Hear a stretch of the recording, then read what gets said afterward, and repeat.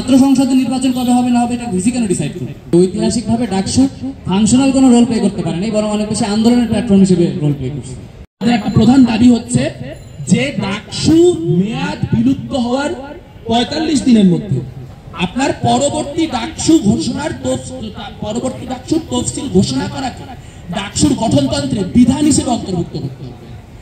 এইটা বারবার করে ডাকসু এরকম করে এড়ানো যায়, কারণ ডাকসুতে এরকম কোন বিধান দেওয়া নেই। ডাকসুর গঠনতন্ত্রে বলা নাই যে একটা ডাকসুর মেয়াদ ১ বছর, সেটা পূর্ণ হওয়ার এতদিনের মধ্যে আর একটা ডাকসু করতেই হবে। এটার কোনো গঠনতান্ত্রিক বাধ্যবাধকতা দেওয়া নেই। বা ডাকসুর নির্বাচন কমিশন কেমন হবে এই পুরো বিষয়টাই দেখে ভিসি। আমরা বারবার বলতেছি যে ভিসির যেসব একনায়কতান্ত্রিক ক্ষমতা এগুলো কার্টেল করতে হবে, সেটার পেছনে ফাংশনাল কারণ আছে। কারণ নির্বাচন যে অনিয়মিত এটার পুরো দায়ী এই গঠনতন্ত্র। কেন আমরা গঠনতন্ত্র সংস্কারে এত মনোযোগ দিচ্ছি? আর কারণ হচ্ছে আপনার যদি প্রত্যেক বছর নির্বাচন করতে হয়, অর্থাৎ সবাই যেটা বলতেছে যে এই প্রশাসন চলে গেলে হয়তো আর কখনো নির্বাচন হবে না, কেন হবে না? যদি মৌলিক কারণটা খোঁজার চেষ্টা করেন তাহলে গঠনতন্ত্রের মধ্যে এটা আছে যে নির্বাচন কবে হবে এই বিষয়ে কোনো নির্দেশনা নাই। ভিসি যখন ডিসাইড করবেন তখন নির্বাচন হবে। এখন একটা ছাত্র সংসদের নির্বাচন কবে হবে না হবে এটা ভিসি কেন ডিসাইড করবে? আমরা বারবার বলতেছি যে ছাত্র সংসদকে ছাত্রদের হাতে ফিরে দেন। সারা পৃথিবীতে বাংলাদেশ বাদে অন্য কোনো দেশে শিক্ষা প্রতিষ্ঠানগুলোর ছাত্র সংসদের নিয়ন্ত্রণ প্রশাসনের হাতে থাকে না। এটা অনেক বেশি এরকম যে ধরেন একটা গার্মেন্টসের যে শ্রমিক ইউনিয়ন, সেইটার নেতা হইতেছে কি গার্মেন্টসের মালিক, সেটা তো হইতে পারে, কারণ এটা তো বার্গেনিং বডি। ওইটাই আমরা বলতেছি যে নির্বাচনের নিয়মিততা গঠনতন্ত্রের মাধ্যমে নিশ্চিত করে। নির্বাচন যেন রেগুলারলি হয়, এবং সেটা দুইটা উপায় আছে। এক হচ্ছে বিশ্ববিদ্যালয়ের একাডেমিক ক্যালেন্ডারে নির্বাচনকে একটা নির্দিষ্ট তারিখে অন্তর্ভুক্ত করে দেওয়া, যে কোনো একটা সেমিস্টার ব্রেকে প্রত্যেক বছর ইলেকশন হবে। আর একটা হচ্ছে গঠনতন্ত্রের মাধ্যমে এটা বলে দেওয়া যে একটা মেয়াদ শেষ হওয়ার পরে একটা নির্দিষ্ট ডাকসুর পরবর্তী ৪৫ দিন বা ৩০ দিনের মধ্যে তফসিল ঘোষণা হয়ে যাবে অটোমেটিক। এবং এটা যদি প্রশাসন দিতে ব্যর্থ হয় তাহলে তার পরিণতিও গঠনতন্ত্রে থাকতে পারে।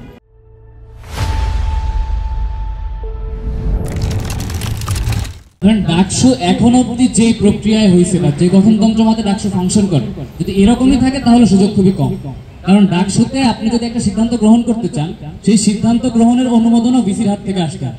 এখন ভিসি যদি কোনো দলীয় ভিসি হয় এবং সেই দলের বা রাষ্ট্রের কোনো এজেন্ডার বিরুদ্ধে যদি ডাকসু কোনো সিদ্ধান্ত নিতে চায়, তাহলে নিশ্চয়ই ভিসি সেই সিদ্ধান্ত নিতে দিবেন।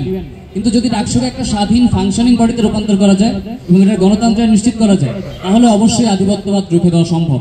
কারণ তখন ডাকসু শিক্ষার্থীদের মুখোপেক্ষী থাকবে, ছাত্রদের ভোটে ইলেক্টেড হয়ে আসতে হবে, কাজেই ছাত্রদের মতামতকে উপেক্ষা করে সে প্রশাসনের দাবিদারি করতে পারবে। কিন্তু এটা বর্তমান গঠনতন্ত্র অনুসারে খুবই টাফ, এবং এই জন্যই খেয়াল করে দেখবেন যে ঐতিহাসিকভাবে ডাকসু ফাংশনাল কোনো রোল প্লে করতে পারে না, বরং অনেক বেশি আন্দোলনের প্ল্যাটফর্ম হিসেবে রোল প্লে করছে।